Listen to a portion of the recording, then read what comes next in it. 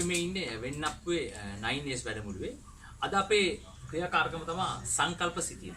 මේ සංකල්ප සිතියම පාඩමක සාරාංශය පෙන්වන උකහා පෙන්වන එක ක්‍රියාකාරකමක්. මේ සංකල්ප සිතියම තියෙනවා නම් අපි ඊළඟ දවසේ ඊළඟ දිනේදී පන්තියකට සහභාගී වෙන්න පෙර මේ පාඩමේ තියෙන සාරාංශය මොකක්ද කියලා හොඳින් දැනගන්න පුළුවන්.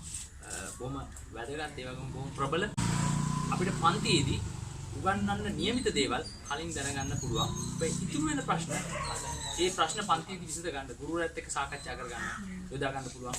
හොඳ මේ බලවක් තමයි මේ සංකල්ප සිතියම කියලා කියන්නේ.